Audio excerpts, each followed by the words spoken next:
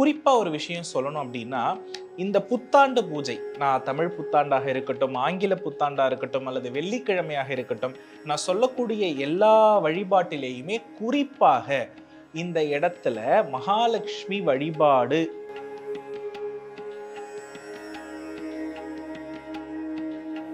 லக்ஷ்மியினுடைய பரிபூரண நிலையை கொண்டது எதுன்னா வலம்புரி சங்கு. ஆகையினால் அங்கு வலம்புரி சங்கு எடுத்து வைத்திருக்கிறேன். காரணம் என்ன அப்படின்னா, இந்த வலம்புரி சங்குக்குள்ள நீங்க விஷத்தை ஊற்றினால் கூட அது மருந்தாக மாறும்.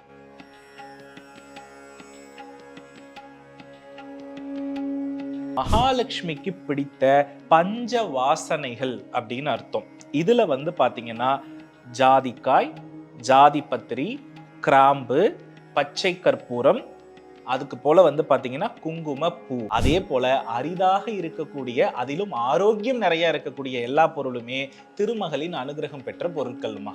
அதனால தான் பாதாம், முந்திரி, திராட்சை, இது எல்லாம் தேன். தேன் ரொம்ப ரொம்ப அரிது.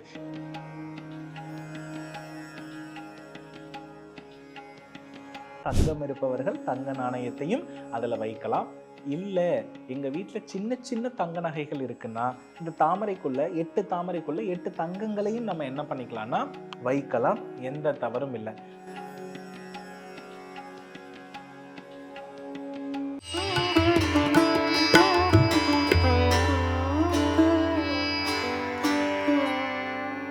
பிரணவ மந்திரம் நேயர்களுக்கு அன்பு வணக்கம். வர இருக்கிற ஆங்கில புத்தாண்டு 2026 நம்ம எப்படி வரவேற்கணும், என்ன மாதிரி மகாலட்சுமிக்கான ஒரு அருமையான ஒரு பூஜை செய்வதன் மூலமாக அந்த வருடம் முழுக்க நமக்கு ஒரு வெற்றிகரமான வருடமா இருக்கும்னு சொல்லி நமக்கு செய்முறை விளக்கமாக தர இருக்காரு பிரணவ வாஸ்து நிபுணர் மற்றும் ஜோதிடர் டாக்டர் சிவகுரு அவர்கள். குருஜி வணக்கம். ஸ்ரீ குருப்பியோ நமஹா, ஸ்ரீ மாத்ரே நமஹா, ஓம் அகத்தீசாயை நமஹா. இறையடியார்கள் அனைவருக்கும் அன்பான வணக்கங்கள். வணக்கம்மா. உங்களுடைய பூஜை அப்படிங்கிறது நிறைய நேயர்கள் வெயிட் பண்ணிட்டு இருக்காங்க. அதுவும் இந்த புத்தாண்டுக்கான பூஜை இந்த வருடம் எல்லாருக்குமே சுபீட்சமா இருக்கணும், நிறைய செல்வ வளம் சேரணும் அப்படின்னா என்ன மாதிரி ஒரு பூஜை முறையை பண்ணினா அந்த ஆண்டு முழுக்க நல்லா இருக்கும்? அதாவதுமா, நம்மளுடைய மனித வாழ்க்கையில பஞ்சபூத வழிபாடு அப்படின்றத நம்மளுடைய முன்னோர்கள் நிறைய பின்பற்றி இருக்கிறாங்க. அதுல பாத்தீங்கன்னா நாம வாழ்ந்துகிட்டு இருக்கிறது எங்க அப்படின்னா பூமியில. இந்த பூமியில வாழக்கூடிய மனிதர்களுக்கு மட்டும்தான் 16 செல்வங்கள். இந்த 16 செல்வங்களையும் யார் தருகிறாள் என்றால் அஷ்டலட்சுமிகள் என்ன பண்றாங்கன்னா வழங்குகிறார்கள். எல்லோருடைய வாழ்க்கையிலுமே புத்தாண்டு பிறக்கிறது அப்படின்னா அவர்கள் எடுக்கக்கூடிய கொள்கை ஒன்று ஆரோக்கியத்தை மையப்படுத்தி, இன்னொன்று இந்த காலகட்டத்திற்குள்ள இந்த வருடம் நாம் இவ்வளவு சொத்துக்கள் சேர்க்க வேண்டும் என்பதை மையப்படுத்தி, ஒவ்வொருவருக்கும் ஒரு குறிக்கோள் அப்படின்றது புத்தாண்டோட என்ன பண்ணுகிறது அப்படின்னா பிறக்கின்றது. அப்போ இந்த உடலாக இருக்கட்டும், மனமாக இருக்கட்டும், இது ரெண்டும் சிறப்பாக இருப்பதுதான் எல்லாருடைய குறிக்கோளாக இருக்கும். அப்படிப்பட்ட குறிக்கோளை முழுமையடைய செய்யக்கூடிய ஒரு தெய்வம் ஒன்று உண்டுன்னா அது மகாலட்சுமி மட்டும்தான். ஏன்னா இவங்களை தான் நாம பாத்தீங்கன்னா சுக்கிரனுக்கு அதிதேவதையாக சொல்கிறோம். ஏன்னா மனிதர்களுடைய தேடல் என்று எதை மையப்படுத்தி இருக்கிறது? பக்தி அப்படின்னு வரும்பொழுது, அவங்களுடைய தேடல் ஆலயத்திற்கு வரும்பொழுது எனக்கு தெரிந்து 80% எதை மையப்படுத்தி இருக்கிறது அப்படின்னா, நான் ஒரு வீடு கட்டணும், எனக்கு ஒரு தொழில் மேன்மை இருக்கணும், என்னுடைய உடல் ஆரோக்கியமாக இருக்கணும். இதுதான் பிரதானமான வழிபாடுகளாக இருக்கிறது. ஒரு 20% மக்கள் தான் பாத்தீங்கன்னா தெய்வத்தை பார்க்கணும், எனக்கு எந்த தேடலும் இல்லை அப்படின்னு சங்கல்பம் இல்லாத வழிபாடு ஒரு 20% இன்னைக்கு என்ன பண்ணுதுன்னா நடக்கிறது. இப்ப நான் எதை மையப்படுத்திய பூஜை மக்களுக்கு இந்த வருடம் தெரிவிக்கின்றேன் அப்படின்னா, சங்கல்பம் இருக்கின்ற பூஜை வழிபாடு. சங்கல்பம் இருக்கின்ற பூஜை வழிபாடு அப்படின்னா என்னன்னா, இந்த நிலபூதம் அப்படின்னு சொல்லக்கூடிய இந்த பூமி வாழ்க்கையை மென்மேலும் மென்மேலும் மென்மேலும் மெருகேற்றி சிறப்பாக வாழுவதற்கு அனுகிரகம் செய்யக்கூடிய அம்பிகையே நம்ம என்ன பண்ண போறோம்னா இன்னும் பலப்படுத்தி வாழ்க்கையில வெற்றி அடைய போகிறோம். இப்போ இதுல குறிப்பா ஒரு விஷயம் சொல்லணும் அப்படின்னா, இந்த புத்தாண்டு பூஜை, நான் தமிழ் புத்தாண்டாக இருக்கட்டும், ஆங்கில புத்தாண்டா இருக்கட்டும், அல்லது வெள்ளிக்கிழமையாக இருக்கட்டும், நான் சொல்லக்கூடிய எல்லா வழிபாட்டிலேயுமே குறிப்பாக இந்த இடத்துல மகாலட்சுமி வழிபாடு அப்படின்னு எடுத்துக்கிட்டோம்னா அதை நிலவசிய வழிபாடுன்னு எடுத்துக்கலாம். ஏன்னா மகாலட்சுமியினுடைய பிரசாதம் எதுன்னு நம்ம சொல்றோம்? ஒருத்தர் வைர நகை போட்டிருந்தா என்ன கடாட்சம்னு சொல்றோம்? லட்சுமி கடாட்சம். பெரும் நிலக்கிழாரா இருந்தா லட்சுமி அவங்க வீட்டிலேயே வாசம் செய்யறாங்க அப்படின்னு சொல்றோம். அதே போல செல்வங்கள், குழந்தை செல்வங்கள்ல இருந்து எந்த செல்வங்கள் இருந்தாலும் அந்த 8 லக்ஷ்மிகளை நீங்க பாத்தீங்கன்னா எல்லா செல்வங்களும் அதுல என்ன பண்ணிடுது, அடங்கிடுது. வித்யாலட்சுமி கல்வி கொடுப்பவள், வீரலட்சுமி ஆரோக்கியத்தை தருபவள், தானியலட்சுமி உணவளிப்பவள், அதே போல தனலட்சுமி செல்வத்தை அபரிவிதமாக கொடுப்பவள், இப்படி எல்லாமே இருக்கிறது இல்லையா? அப்போ இந்த 8 லட்சுமிகள் அப்படின்னு வரும் பொழுது எந்த கிரகம் பாத்தீங்க அப்படின்னா இந்த இடத்துல 8 திக்குகளை கொண்டிருக்கிறதுனா பூமி தான். அப்ப 8 திக்குகள் 8 லட்சுமிகள். அப்போ பூமியில சிறப்பாக வாழக்கூடிய அனைவருமே லட்சுமி அருள் பெற்றவர்கள். அப்ப அந்த லட்சுமி அருளை நாம என்ன பண்ண போறோம்னா வருடத்தின் தொடக்க நாள்ல தொடங்க இருக்கிறோம். ஏன் வருடத்துல ஆரம்பத்துல இந்த பூஜையை நம்ம தொடங்கணும்? அதாவதுமா, இந்த வருடம் ஆங்கில புத்தாண்டானது ரோஹிணி நட்சத்திரத்தில் பிறக்கின்றது. ரோஹிணி நட்சத்திரம் என்பது சந்திர பகவானுடைய நட்சத்திரம். அது மட்டுமல்லாது ரிஷப ராசியில் உரைகின்ற ஒரு நட்சத்திரம்.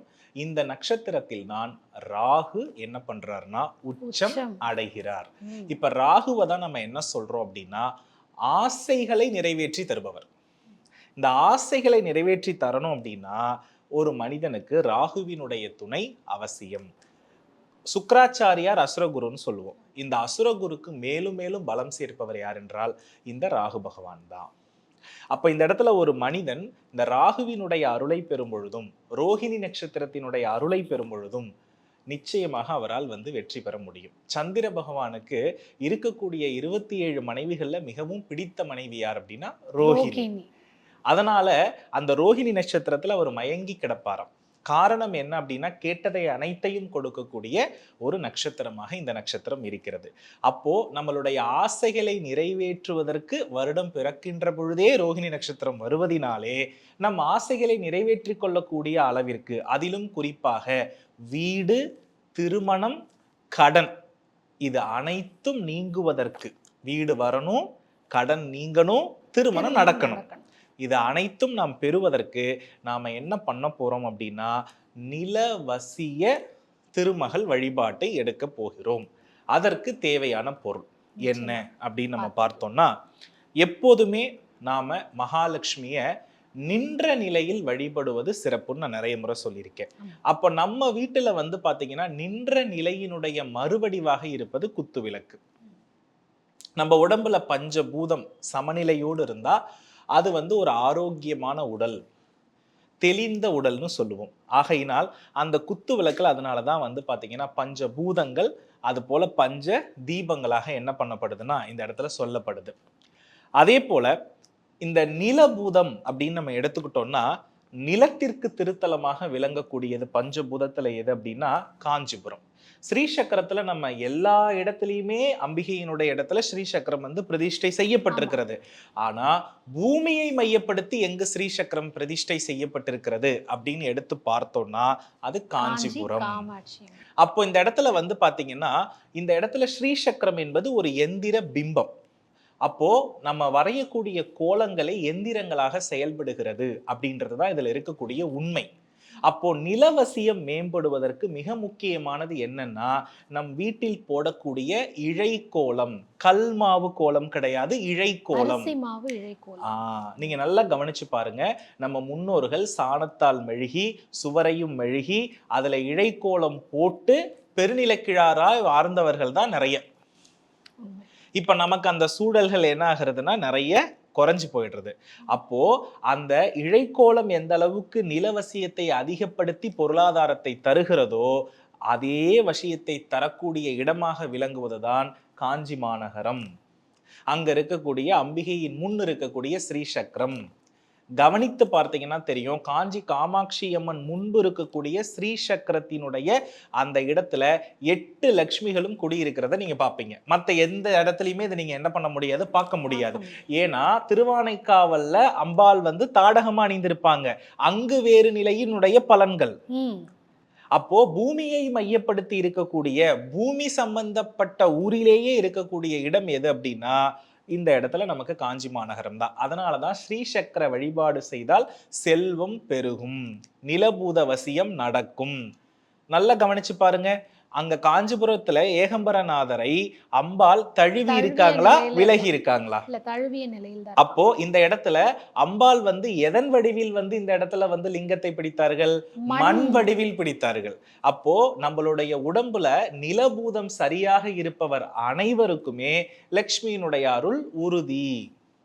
அப்ப நிலபூதம் சரியாக இருப்பதினுடைய அடையாளம் தான் ஆரோக்கியம்.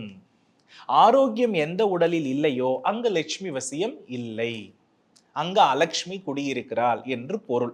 அப்ப நம்ம வீட்டுல என்ன பண்ண போறோம்? அலக்ஷ்மி எல்லாம் நீக்கிட்டு லக்ஷ்மியை கொண்டு வருவதுதான் இந்த பூஜையினுடைய நோக்கம். அப்போ நிலபூதத்தை சமப்படுத்தக்கூடிய நிலைய வருடத்தின் முதல் நாளே நம்ம செயல்படுத்தும் பொழுது நம்மளுடைய பிரார்த்தனை அத்துணையும் நிறைவேறும்.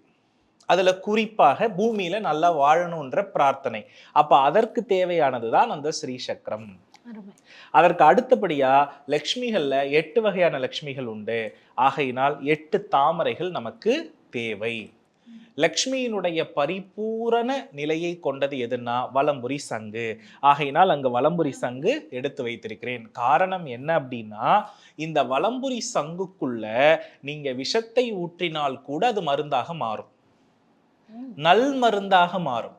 ஆகையினால்தான் இன்றைக்கும் சிவபெருமான் நஞ்சு உண்டது, நஞ்சு உண்டநாதன் படம்னு போட்டு பார்த்தீங்கன்னா சுவாமி சங்குக்குள்ள என்ன பண்ணுவாருன்னா அந்த விஷத்தை உண்ணக்கூடிய நிலை நமக்கு தெரியும். அவருடைய உடலை இன்னைக்கும் அது கெடுக்காமல் இருப்பதற்கு காரணம் வலம்புரி சங்கு. அப்போ அந்த சங்கிற்குள் இருக்கக்கூடிய தீர்த்தம் சகல பிணிகளையும் தீர்க்கும்.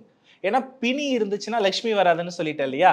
ஆகையினால தான் அங்க நான் என்ன பண்ணியிருக்கேன்னா சங்கு வைத்திருக்கிறேன். இன்னைக்கும் நீங்க கவனிச்சு பார்த்தீங்கன்னா எந்த ஆலயத்தினுடைய கர்ப்ப கிரகமாக இருந்தாலும் சரி, சுவாமியினுடைய திருவடியில் வலம்புரி சங்கு இல்லாமல் எந்த இறைவனையுமே நீங்க பார்க்க முடியாது. அதே போல பெண் தெய்வங்கள்ல உயர்ந்த தெய்வம், ஆண் தெய்வங்கள்ல உயர்ந்த தெய்வங்களுடைய கைகள்ல இந்த சங்கு குறியீடு நிச்சயமாக இருக்கும். ஆகையினால் இது அத்துணை தோஷங்களையும் விலக்க வல்லது. அதற்கு அடுத்தபடியா பாத்தீங்கன்னா மகாலட்சுமிக்கு பிடித்த பஞ்ச வாசனைகள் அப்படின்னு அர்த்தம்.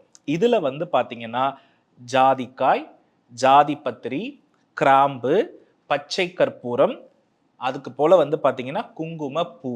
இந்த வாசனை இருக்கிற இடத்தில் மகாலட்சுமி பரிபூரணமாக குடியிருப்பாள். அதற்கு அடுத்தபடியா வந்து பாத்தீங்கன்னா அம்பிகைக்கு அர்ச்சனை செய்யக்கூடிய மிக முக்கியமான மலர்கள், தேவைக்கேற்ப மலர்களை எடுத்துக்கலாம். அப்படி இல்லைன்னா வந்து பாத்தீங்கன்னா வில்வமும் தாராளமா பயன்படுத்திக்கலாம், எந்த தவறுமே இல்லை. இதுல ரொம்ப அவசியமானது இந்த பன்னீர் ரோஜா. இந்த பன்னீர் ரோஜாவுக்கு அம்பிகையை வசீகரம் செய்யக்கூடிய அருள் முழுமையாக இருக்கிறது. ரைட். அதற்கு அடுத்தபடியா எங்கு வந்து நல்ல வாசனை இருக்கிறதோ அங்கு நிலவசியம் உண்டு. இந்த உலகத்திலேயே வந்து பாத்தீங்கன்னா தாவரங்கள்ல ஒரு தாவரம் வந்து அதிக விலைக்கு விற்குதுன்னா அது எது எடுத்துக்கிறோம்னா பழங்கள் தான். ஏன்னா காரணம் என்ன அப்படின்னா அதுதான் சுக்கிரன். அப்ப இந்த இடத்துல நம்ம நல்லா புரிஞ்சுக்கணும், நல்ல வாசனை உள்ள பழங்கள் எல்லாம் நம்ம என்ன பண்ணிக்கிறோம்னா திரட்டி வைத்துக்கிறோம். அதற்கு அடுத்தபடியா வந்து பாத்தீங்கன்னா மகாலட்சுமி வசியத்திற்கு மிக முக்கியமானது தேன், பாதாம், முந்திரி, திராட்சை. அதற்கப்புறம் நம்ம எப்போதுமே அரைத்து வைத்திருக்கக்கூடிய சந்தனக்கட்டை. கேள்வி எனக்கு அடுத்து அதுவாக இருந்தது. ஏன்னா குங்குமப்பூவும் சந்தனக்கட்டையும் இல்லாமல் குருஜியின் பூஜை இல்லை, நிச்சயமா. அதற்கான காரணத்தை நான் அடிப்படையில சொல்றேம்மா. இப்ப நம்ம பண்டம் போறது அப்படின்றது எதை மையப்படுத்தியது அப்படின்னா நிலபூத வசியத்தை மையப்படுத்தியதுன்னு சொல்லிட்டேன். இப்போ நிலபூதத்தினுடைய முழு ஆற்றலோடு வளருவதுதான் மரம். ஒரு மரத்தினுடைய ஆரோக்கியத்தை எப்படி வைத்து முடிவு செய்வோம்? நிலத்தினுடைய சத்துக்களை வைத்து முடிவு செய்வோம். மரத்திலேயே வந்து பாத்தீங்கன்னா சிறந்த மரம் அப்படின்றது எது? சந்தன மரம். எஸ். காரணம் என்ன அப்படின்னா இந்த மரம் தான் இன்னைக்கு வந்து விலை உயர்ந்த நிலைகள்ல இருக்கிறது. நம்மளுடைய முன்னோர்கள் அனைவருமே அரண்மனைகள்லாம் நீங்க இன்னைக்கும் பாத்தீங்க அப்படின்னா இந்த சந்தன மரத்தால் தான் கட்டிலிருந்து, ஜன்னலிலிருந்து, உருவங்களிலிருந்து இதுதான் இருக்கும். ஆகையினால் அந்த நிலபூத வசியம் அதிகமாவதற்கு நமக்கு சந்தனக்கட்டை அவசியமாக தேவை. இன்னும் ஒண்ணு, நிலபூதத்தின் ஏன் பழங்கள் மகாலட்சுமியினுடைய அம்சம்னா நிலபூதத்தினுடைய பிரசாதம் தான் இந்த பழங்கள். எதுல வந்து நிலபூதத்தில் இனிப்பு சுவை சேர்ந்திருக்கிறதோ, இனிப்பு என்றால் இனிப்பு சாப்பிட்றவங்களுக்கு சதை பெருகும். பஞ்சபூதத்துல நம்மளுடைய கழுத்துக்கு கீழ் உள்ள சதை பகுதி தான் நிலபூதத்தினுடைய அடையாளம். அப்ப யாருக்கெல்லாம் இனிப்பு சுவை உள்ள பழங்களை எந்த மரம் தருகிறதோ அது வந்து பாத்தீங்க அப்படின்னா நிலத்தத்துவத்தை வலுப்படுத்தக்கூடியது. நீங்க நல்லா கவனிச்சு பாருங்க, எந்த ஒரு பழம் இனிப்பாக இருக்கிறதோ அந்த பழம் நல்ல நறுமணமும் உடையது. ஆகையினால் நல்ல நறுமணம் இருக்கக்கூடிய இடத்தில் தான் என்ன பண்ணுவா, அம்பிகை இருப்பாள். அதற்கு அடுத்தபடியாக அதே தாவரத்தில் வளரக்கூடிய வாசனையும் அழகும் கலந்த பிரசாதமாக எந்த பூமியில இருக்கும்னா லக்ஷ்மி வாசம் செய்யற பூமியில தான் மலர்கள் வரும். ஆகையினால வாசனையும் அழகும் பொருந்தியது எது அப்படின்னா மலர்கள். இதுவும் நிலபூதத்தினுடைய பிரசாதமே.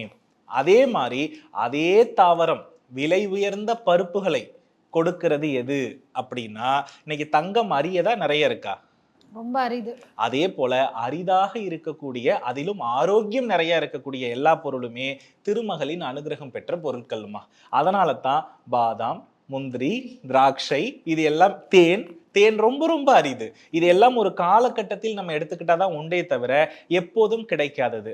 அதே போலதான் எப்பொழுதும் அரியதாக இருக்கணும், ஆரோக்கியமானதாக இருக்கணும், அழகானதாக இருக்கணும், அது மனித உடலில் ஆயுளை நீட்டிக்கணும். இது எல்லாமே வந்து பாத்தீங்க அப்படின்னா அவளின் அனுகிரகம் பெற்றது.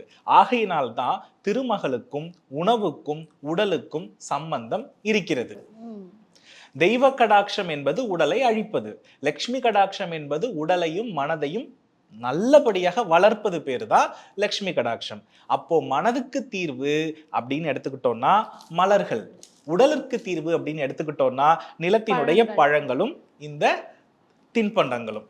அப்போ இதத்தான் நாம என்ன பண்றோம்னா மகாலட்சுமியினுடைய செல்வ குறியீடாக பயன்படுத்துகிறோம். இத கரெக்டா புரிந்தவருடைய வாழ்க்கையில மனமும் கெடாது, உடலும் கெடாது, நிலவசியமும் கெடாது.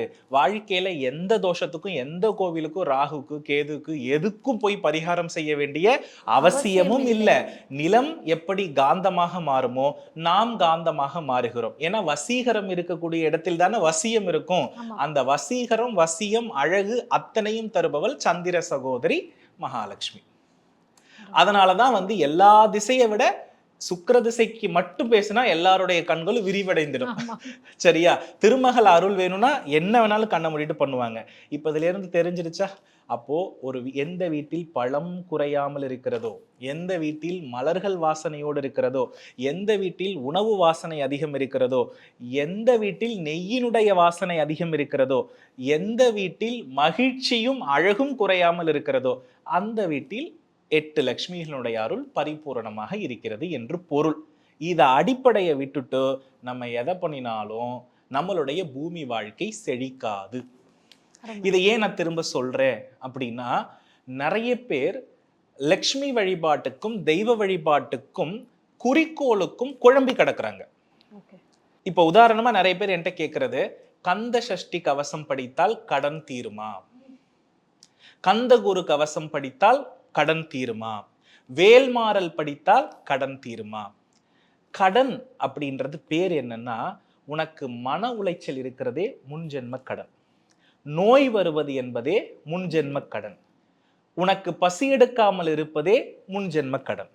அப்போ இதை சரியாக நிறைவேற்றக்கூடிய மனிதர்கள் யாரோ அவர்களுக்கு பூரண நிலவசியமும் மகாலட்சுமி வசியமும் இருக்கிறது. லக்ஷ்மி வசியம் எல்லா மதத்திற்கும் எல்லா நாடுகளுக்கும் பொதுவானது. ஆமாவா இல்லையா? கண்டிப்பாக. நறுமணம், உணவு, ஆரோக்கியம், இதை சரியா கடைபிடிப்பவர்களிடத்துல பணம் இருக்கிறதா இல்லையா? ஏன் இதை நான் திரும்ப திரும்ப சொல்றேன்னா, நிறைய பேர் என்கிட்ட ஒரு கேள்வி கேட்டாங்க. நிறைய சொற்பொழிவுகள் போகும் பொழுது, நிறைய நம்ம வகுப்புகள் எடுக்கும் பொழுது, ஆஸ்திகர்கள் கூடக்கூடிய இடத்தில் சில நாத்திகம் பேசுபவர்களும் வருவார்கள் இல்லையா? அப்ப கேட்ட கேள்வி என்ன அப்படின்னா, ஐயா நிறைய பேர் வந்து பாத்தீங்கன்னா இப்ப வெளிநாட்டுல வாழ்றவங்க எல்லாம் நம்மள மாதிரி லக்ஷ்மி மந்திரத்தை படிச்சுட்டு இல்லையே, நீங்க சொல்ற மாதிரி வாசன திரவியத்தை பூசிக்கிட்டு இல்லையே, அவங்க எப்படி நல்லா இருக்காங்க? எந்த பூஜைகளும் செய்யாமல் அந்த நாட்டுல எப்படி செல்வம் கொட்டுது அப்படின்றாங்க. ஆனா அவங்க உடலையோ மனதையோ ஆரோக்கியத்தையோ வருத்திக் கொள்வதில்லை. நாம் இந்த இடத்துல பொருள் தேடல் என்ற ஒரு பெயர்ல பொருளுக்கு சம்பந்தம் இல்லாத கடவுளிடத்தில் நாம என்ன பண்ணிக்கிட்டு இருக்கோம்னா, ஆகாய மார்க்கம் உள்ள தெய்வத்திடம் இதெல்லாம் வேண்டிட்டு இருக்கோம். அப்போ பூமியை மையப்படுத்திய தெய்வத்திடம் மட்டும்தான் இதை வேண்ட வேண்டும். அப்ப பூமியை மையப்படுத்திய தெய்வம் யாரு? பூமியில தோன்றியவள் யாரு அப்படின்னா மகாலட்சுமி. அவள் யார்? பெண் வடிவம். நிலத்திலும் நிலமகளாக தோன்றினாள், கடலிலும் திருமகளாக தோன்றினாள். அதனாலதான் ஒரு வீட்டுல லட்சுமி படத்தை தவிர வேற எந்த படமும் இருக்காது. படுக்கை அறையில் கூட லட்சுமி படத்தை வைக்கலாம், எந்த தவறுமே இல்லை. நல்லா கவனிச்சு பாருங்க. ஔவை பாட்டியை நம்ம பார்க்கிறோம்னா தெய்வ கடாட்சம் மிக்க ஒரு நிலை அப்படின்னு அவங்கள பார்த்தா வணங்க தோணும். லக்ஷ்மி கடாட்சத்தின் பெயர் என்னன்னா ரசிக்க தோன்றுவது. ரசிப்பதற்கும் வணங்குவதற்கும் வித்தியாசம் உண்டு. இப்ப லக்ஷ்மி கடாட்சம் என்பது ரசனை, பணிந்து வணங்கி ஆசீர்வாதம் பெறுவது என்பது வணங்குதல், அது தெய்வ கடாட்சம். இது ரெண்டுக்குமே நம்ம மக்களுக்கு என்ன தெரியலன்னா வித்தியாசம் தெரியல. அதனால என் கணவர் என்கிட்ட பேச மாட்டேங்கிறாரு, என் பிள்ளைங்க என் பேச்சை கேட்க மாட்டேங்குது, எங்க வீட்டுல சண்டை நடந்துகிட்டே இருக்கு, நான் எல்லா தெய்வத்தையும் கும்பிட்டுட்டேன், உலகத்துல உள்ள எல்லா தெய்வ படங்களும் எங்க வீட்டுல வந்தா தரிசிக்கலாம் அப்படின்னு இருக்கவங்க நீங்கள் வளர்த்து கொண்டிருப்பது தெய்வ கடாட்சமா லக்ஷ்மி கடாட்சமா? அதனால தான் ஒருத்தர் சாமியே கும்பிடலனாலும் தன்னை நல்லாக பார்த்து கொள்பவர் பெயர் லக்ஷ்மி கடாட்சம். அதனாலதான் சுக்கிரனை அசுரகுருன்னு சொன்னாங்க. புரியுதுங்களா? எல்லாம் இருக்கு, தெய்வம் மட்டுமே போதும்னா இந்த ஆசை அப்படின்றதே வரவே கூடாது. நீங்க லக்ஷ்மியை பத்தியே பேசக்கூடாது. பூமி உங்களை என்னைக்கு பூமியை விட்டு நீங்க உங்களை துண்டிக்கின்றீர்களோ அன்னைக்குதான் முக்தி. அதற்கு பேர் ஆசை அறுப்பது, அதற்கு பேர் தெய்வ கடாட்சம். இப்ப மக்களுக்கு புரிஞ்சிருக்கும்னு நினைக்கிற லக்ஷ்மி வசியம்னா என்னன்னு. லக்ஷ்மியை வசீகரிக்க அடிப்படை ஆரோக்கியம், உணவு, வாசனை, மகிழ்ச்சி, செல்ஃப் கேர். இது இருந்தா லக்ஷ்மி வசியம். இது இல்லாதவர்கள் எத்தனாயிரம் ஸ்லோகங்கள் படித்தாலும், அந்த ஸ்லோகத்தில் ஸ்ரீசுக்தத்தையே நீங்கள் படித்தாலும் அதுல இருக்கிறது என்னன்னா இந்த பூமி சம்பந்தப்பட்ட விஷய சொற்களை தான் திரும்பி திரும்பி இருக்குமே தவிர இதுதான் லக்ஷ்மி பூஜையினுடைய அவசியம். இதை தான் நமக்கு ஆதிசங்கரர் 22வது ஸ்லோகத்துல இந்த ஸ்ரீ சக்கரத்தை எந்திரமாக வைத்து குறிப்பிட்டிருக்கிறார். இது எது சம்பந்தப்பட்டது அப்படின்னா அதுல அவரே குறிப்பிட்டிருக்கிறார், பசி, பஞ்சம், பட்டினி, நீங்க. பசி என்பது உடலுக்கா ஆன்மாவுக்காமா? உடலுக்கு. ஓகே. அப்போ இந்த இடத்துல உடல் நல்லா இருந்தா மனம் நல்லா இருக்கும். இது அத்துணை தேவைகளையும் நமக்கு தருவது எதுனா இந்த உணவு. இந்த உணவுகள் அத்துணையும் எங்கு கிடைக்கிறதுனா நிலத்தினுடைய வசியத்தில் தான். ஆன்மாவிற்கு நாம என்ன போட தேவையில்லை, உணவளிக்க வேண்டிய அவசியம் என்பது கிடையாது. அப்போ ஒரு மனிதன் முக்தி வேண்டும் என்று தேடுவது ஆன்மாவை வளர்க்க, உடலை அழிக்க. பொருள் வேண்டும் என்பது உடலை வளர்த்து ஆரோக்கியமாக வைத்திருக்க.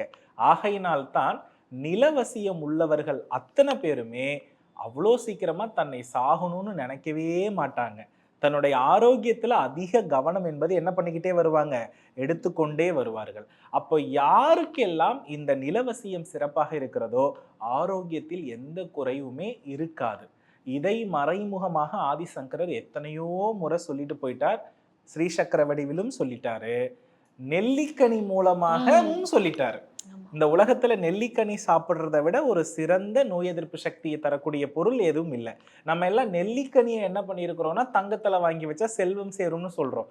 ஆனா அங்க உண்மையான விஷயம் என்னன்னா, நெல்லிக்கனி சாப்பிட்டாலே உன்கிட்ட லக்ஷ்மி அருள் இருக்கும், உன்னுடைய உடலும் மனசும் சந்தோஷம் ஆயிடும்ன்றதுதான் அவர் அங்க சொல்லிட்டு போன ரகசியங்கள். இப்படி உடலை பேணி காப்பவர்கள் அத்தனை பேருமே நிலவசியத்திற்கு சொந்தமானவர்கள். இதுல ஒரே ஒரு விஷயம் என்ன அப்படின்னா, சுயநலம் என்பது ஓங்கும், அவ்வளவுதான். நிலவசியம் அதிகமானால் என்ன ஓங்கும்? சுயநலம். ஏன்னா தன்னுடைய பொருளை யாருக்கும் நம்ம என்ன பண்ண மாட்டோம்னா தானமாக தருவதை நிலவசியம் அதிகமாக இருப்பவர்கள் விரும்ப மாட்டார்கள். அதனால தான் தெய்வ பக்தி உள்ளவர்கள் இல்லை என்றாலும் இருந்தா நான் கொடுப்பனே அப்படின்னு சொல்லுவாங்க.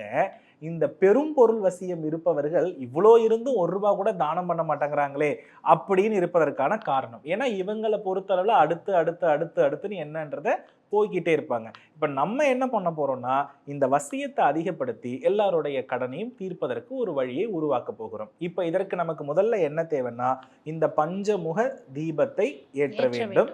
ஏற்றி முடித்ததற்கு பிறகு விநாயக பெருமானை வணங்கிவிட்டு அஷ்டலக்ஷ்மிகளை வணங்கிவிட்டு ஸ்ரீ சக்கரத்தை அர்ச்சனை செய்து நெய்வேத்தியம் முடித்தால் புத்தாண்டு பூஜை நிறைவாக முடிந்தது என்று பொருள். இப்ப விளக்கு ஏத்திடலாமா? ஏத்திடலாம் குருஜி. இப்போ தீபம் ஏத்தியாச்சு.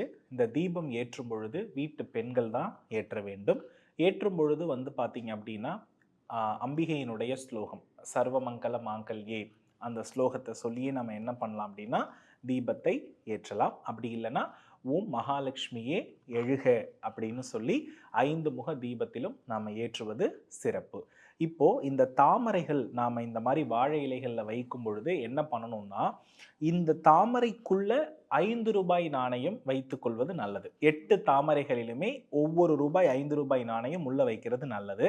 அப்படி இல்லை அப்படின்னா வெள்ளி நாணயம் இருக்கு இல்லையா, நிறைய பேர் 8 வெள்ளி நாணயங்களையும் தாமரைக்குள்ள வைக்கலாம் தாராளமா. அதற்கு அடுத்தபடியா தங்கம் இருப்பவர்கள் தங்க நாணயத்தையும் அதுல வைக்கலாம். இல்ல எங்க வீட்டுல சின்ன சின்ன தங்க நகைகள் இருக்குன்னா இந்த தாமரைக்குள்ள 8 தாமரைக்குள்ள 8 தங்கங்களையும் நம்ம என்ன பண்ணிக்கலாம்னா வைக்கலாம். எந்த தவறும் இல்லை. தங்கமும் இல்லை வெள்ளியும் இல்லை என்பவங்க 5 ரூபாய் நாணயத்தை மட்டும் பயன்படுத்துறது நல்லது. இந்த 8 தாமரைகளை நாம வழிபாடு பண்றதுன்றது இந்த வாசனை மிக்க மலர்களால தான் நம்ம என்ன பண்ண போறோம்னா செய்ய இருக்கிறோம். அதற்கு முன்பாக நாம விக்னேஸ்வர வழிபாடு.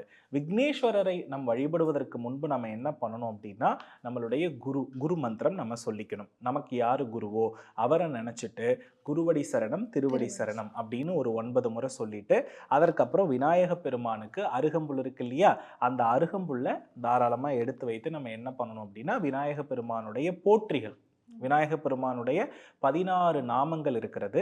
16 பெயர்களை சொல்லி அர்ச்சனை பண்ணி முடிச்சிடணும். முடிச்சதற்கு பிறகுதான் நாம என்ன பண்ணணும்னா இந்த அஷ்டலக்ஷ்மிகளை நம்ம 8 தாமரை வடிவாக வைத்திருக்கிறோம். அவங்கள நாம என்ன பண்ணணும்னா வணங்க ஆரம்பிக்கணும்.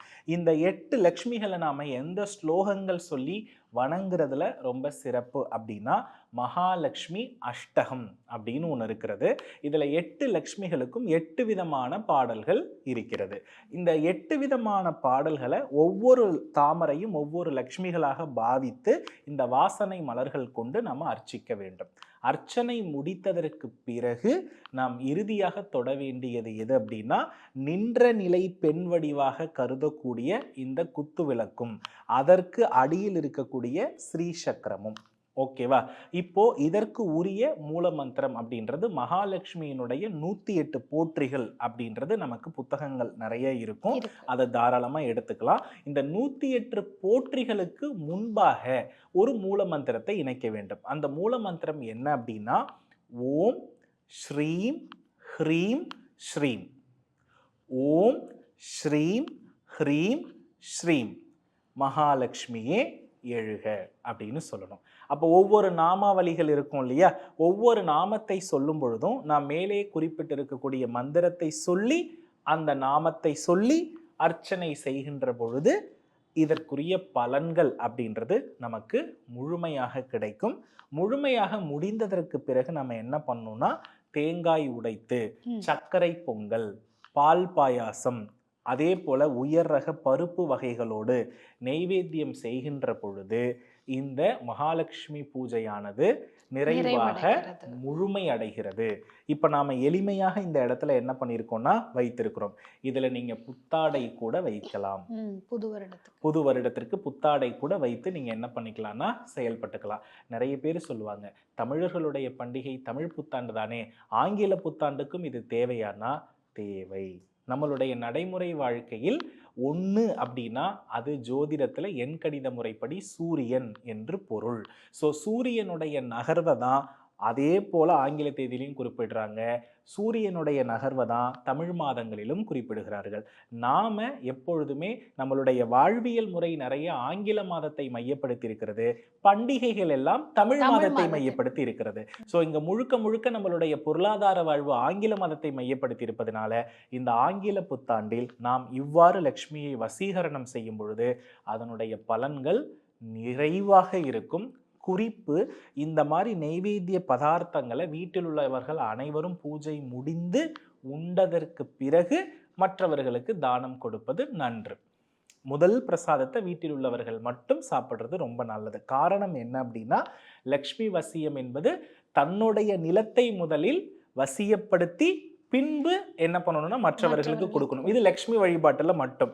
அதனாலதான் தனக்கு மிஞ்சி தானமும் தர்மமும். இது மற்ற தெய்வங்களுக்கு இல்லை, இந்த வழிபாட்டில் மட்டும் இதற்கு உரியது அப்படின்னு இந்த இடத்துல நம்ம என்ன பண்றோம்னா அடிப்படையாக சொல்கிறோம். இதை மையப்படுத்தி நாம பூஜைகள் செய்தாலே மிகப்பெரிய மாற்றம் இருக்கும். இந்த வருடம் சிறப்பாகவும் இருக்கும். இதை தாண்டி சுமங்கலிகளுக்கு நம்ம தாம்பூலம் கொடுப்பது, அது யாரெல்லாம் முடியுமோ அந்த மாதிரியும் செய்து. அதாவதுமா தாம்பூலம் அப்படின்ற ஒரு விஷயம் ஏன் வந்ததுன்றத நான் இந்த இடத்துல சொல்றேன். பொதுவா நீங்க சந்தோஷம் அடைந்தா உங்க முகத்தினுடைய தேஜஸ் அதிகமாகுமா ஆகாதா? அந்த சந்தோஷம் உள்ளிருந்து தோன்றும் பொழுதுதான் அந்த ஹார்மோன் என்ன பண்ணும்னா சுரக்கும். ஒரு பரிசை பெறுகின்ற பொழுது, அதே போல ஒரு நகைச்சுவையை பார்க்கின்ற பொழுது, இப்ப நகைச்சுவை, பரிசு, மகிழ்ச்சி, இது எல்லாமே சுக்கிரன் சம்பந்தப்பட்டது தான். என்னைக்குமே நன்றி உணர்வுன்னு நம்ம சொல்றோம் இல்லையா, அந்த நன்றி உணர்வு தினசரி கடவுளுக்கிடம் நன்றி நன்றின்னு சொல்வதால் நமக்கு அதில் மாற்றம் இருக்காது. நம்மளுடைய செய்கையால் தான் என்ன பண்ணணும்னா நன்றி உணர்விற்குரிய முழு பலனை அடைய முடியும்.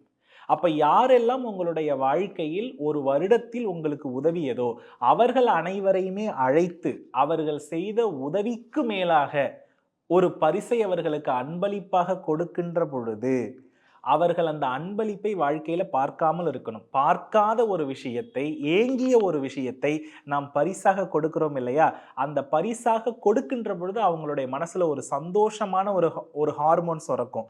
அதுதான் லட்சுமி வசியம். அதனாலதான் பிறரை சந்தோஷப்படுத்தும் பொழுது பணம் உன்னை தேடி வரும்.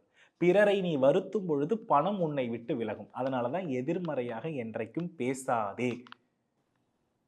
இருப்பது நம் கர்மாவால். அப்ப இருப்பதற்கு என்ன மகிழ்ச்சியோ அதை நம்ம பாசிட்டிவா பேசணும் அப்படின்னு சொன்னதற்கான காரணம். நம்ம கிட்ட என்ன இருக்கிறதோ அதை நம்மளை விட கடினப்படுபவர்களுக்கு கொடுக்கின்ற பொழுது அது ஒரு சந்தோஷம்தான். நம்ம கிட்ட இன்னைக்கு ஒரு வேளை தான் சாப்பிட்றதுக்கு இருக்குன்னா அதுல ஒரு வாய் சாப்பாடு இல்லாத ஒருவருக்கு அதை கொடுக்கும் பொழுது அவருக்கு மகிழ்ச்சியா இல்லையா? நமக்கு உள்ள மேல உள்ளவர்களுக்கு நம்ம கொடுக்க வேண்டாம், நம்மை விட அது இல்லாதவர்களுக்கு கொடுக்கும் பொழுதுதான் இந்த வசியம் உண்டு. அதனால தான் இப்ப பெண்கள் எல்லாரையும் எடுத்துக்கிட்டீங்கன்னா தாம்பூலம் மஞ்சள் குங்குமம், தாம்பூலம் மஞ்சள் குங்குமம். எந்த பெண்கள் இன்னைக்கு அதை கரெக்டா ஃபாலோ பண்றாங்கன்னு நினைக்கிறீங்க? கிடையாது இல்லையா? அப்போ நல்ல ஒரு விஷயத்தை புரிஞ்சுக்கணும். அதை மதிப்பவர்களுக்கு அதை கொடுக்கறது தான் நல்லது. நீங்க கொடுக்கிற தாம்பூலத்தை அவங்க மதித்து பயன்படுத்தணும். அப்படிப்பட்ட நபராக அழைத்து தாம்பூலம் கொடுங்க. இல்லையா, இல்லாத ஒருத்தர் இருப்பாங்க, அதனுடைய அருமை, அந்த அருமை ஏங்கி தவிச்சிட்டு இருப்பாங்க. அதனால தான் எப்போதுமே நான் சொல்லுவேன், நிறைய ஏழைகளுக்கு, அதை அனுபவிக்காதவர்களுக்கு கொடுங்கள். இமிடியேட்டா உங்களுடைய கர்ம வினை விலகும். இதுதான் திருப்பதியில செயல்படுது. திருப்பதி பெருமாள் இன்றைக்கும் கடன் அடைத்து கொண்டிருக்கிறார் குபேர நிதி கிட்ட. அது எல்லாருக்கும் தெரியும் இல்லையா? அவர் எப்படி கடன் அடைக்கிறாருன்னு தெரியுமா? அவருடைய இடத்துல அவர் கோவிலை விட பெருசா இருக்கிறது எதுனா அன்னதான மண்டபம், அவரை விட ரொம்ப பெருசா இருக்கிறதுனா லட்டு கவுண்டர். அந்த லட்டையும் அந்த பிரசாதத்தையும் சாப்பிட்டுட்டு நம்ம இன்னும் வேணும்னு கேட்போமா, போதும்னு சொல்லுவோமா? அப்போ அதை சாப்பிட்றப்ப நமக்கு ஒரு மகிழ்ச்சியும் அந்த உமிழ்நீர் சுரக்கிறதும் இன்னும் வேணும்னு ஆசைப்படுற ஒரு விஷயத்த அவர் கொடுத்து அந்த சூழலால் அவருக்கு லட்சுமி வசியம் ஏற்பட்டு அவர் கடனை அடைத்து கொண்டிருக்கிறார். அதனாலதான் திருப்பதி போனா கடன் அடையும்னு சொன்னதுக்கான காரணம். நிறைய பணக்காரர்கள் திருப்பதி லட்டை வாங்கிட்டு போயிட்டு நிறைய பேருக்கு தானங்கள் கொடுத்து அதன் மூலம் தன் தொழிலை பெருக்கி கொண்டிருப்பதற்கும் அதுவே காரணம். அப்போ இந்த உலகத்துல யார் லக்ஷ்மியினுடைய அருளை பெற்றவர் என்றால், எதையும் காரணம் இல்லாமல் இன்னும் ஒருவருக்கு மகிழ்ச்சியை கொடுக்கிற மனநிலை யாருக்கு இருந்து அதை ரசிக்கின்றாரோ அவருக்கு லக்ஷ்மியினுடைய பரிபூரண அருள் இருக்கும். ஏன் அப்படி இந்த இடத்துல சொல்றேன் அப்படின்னா, எந்த மனம் வஞ்சகம் இல்லாமல் இருக்கிறதோ, பொறாமை இல்லாமல் இருக்கிறதோ, இன்னொருவருடைய வளர்ச்சியை பார்த்து என்னைக்குமே பாத்தீங்கன்னா பெருமூச்சு விடாமல் இருக்கிறதோ அவர்கிட்ட எல்லாமே இருக்குன்னு அர்த்தம். எல்லாமே இருக்கிறவர் தான் கொடுத்து சந்தோஷப்படுவார். அப்போ எல்லாம் இருக்கிறது என்றால் அவரிடம் லட்சுமி இருக்கிறது என்றுதான் பொருள். அது நம்ம கிட்டையும் வேணும் அப்படின்னா எதற்கும் பொறாமைப்படாமல், குறிப்பா இன்னும் ஒருவர் வளருவதை பார்த்து பொறாமைப்படாமல் இருந்து விட்டாலே அவங்க இடத்துல லட்சுமி இருக்குன்னு அர்த்தம். அப்போ இன்னும் ஒருவரை பற்றி நம்ம குறை சொல்லிக்கிட்டே இருக்கிறோம்னா இந்த அம்மாவை நம்ம வசியப்படுத்துறது ரொம்ப ரொம்ப கடினம். ஆகையினால் இந்த புத்தாண்டினுடைய இலக்காக யாரை பார்த்தும் பொறாமைப்பட வேண்டாம். யாரை பார்த்தும் பெருமூச்சு விட வேண்டாம். ஒவ்வொருவருடைய வளர்ச்சிக்கு பின்னால் அவர்களுடைய உழைப்பு இருக்கிறது. அதை அங்கீகாரம் செய்து அதை வாழ்த்துபவர்களுக்கு லக்ஷ்மியினுடைய அருள் நிறைவாக இருக்கும். இதற்கு பெயர்தான் நன்றி உணர்வு. இந்த உணர்வோடு இந்த பூஜையை செய்யும் பொழுது பெரிய மாற்றம் இருக்கும். அனைவரும் பயன்படுத்திக் கொள்ளட்டும். அருமை. ஏன்னா நிறைய பேர் இந்த வருடம் எப்படி நம்ம செல்வ செழிப்போட துவங்கி இன்னும் நிறைய அதை பெருகி சந்தோஷமா இருக்கணும் அப்படின்னு கேட்டிருந்ததுக்கு ஒரு செய்முறை விளக்கமாக ரொம்ப அழகா இன்னைக்கு இந்த பூஜை முறை சொல்லியிருக்கீங்க. எல்லாருக்குமே பயனுள்ளதா இருந்திருக்கும்னு நினைக்கிறோம். நிறைய பேருக்கு ஷேர் பண்ணுங்க. ஏன்னா நமக்கு தெரிஞ்ச பூஜை முறை இன்னும் நிறைய பேர்கிட்ட போய் சேரும்போது அது நமக்கு இன்னும் மகாலட்சுமி வசியத்தை அதிகப்படுத்தும் அப்படிங்கிறது தான் எல்லோருக்கும் ஒரு அருமையான பதிவு. எல்லோருக்கும் இனிய புத்தாண்டு நல்வாழ்த்துக்கள். அனைவருக்கும் இனிய புத்தாண்டு நல்வாழ்த்துக்கள். இதில் ஒரு சின்ன விஷயம் என்னென்னா, நம்ம வலம்புரி சங்குக்குள்ளே எப்பொழுதுமே தீர்த்தம் அல்லது பால் விட்டு வைப்போம். இந்த பூஜையெல்லாம் முடிந்ததற்கு பிறகு அதில் இருக்கக்கூடிய தீர்த்தத்தையும் பாலையும் பருக நம் தோஷம் அனைத்தும் விலகும். அது இந்த பூஜையினுடைய நிறைவை நமக்கு தரும். நிறைவில் அதை செய்துவிட்டால் போதும். அனைவருக்கும் இனிய புத்தாண்டு நல்வாழ்த்துக்கள். மீண்டும் நன்றி.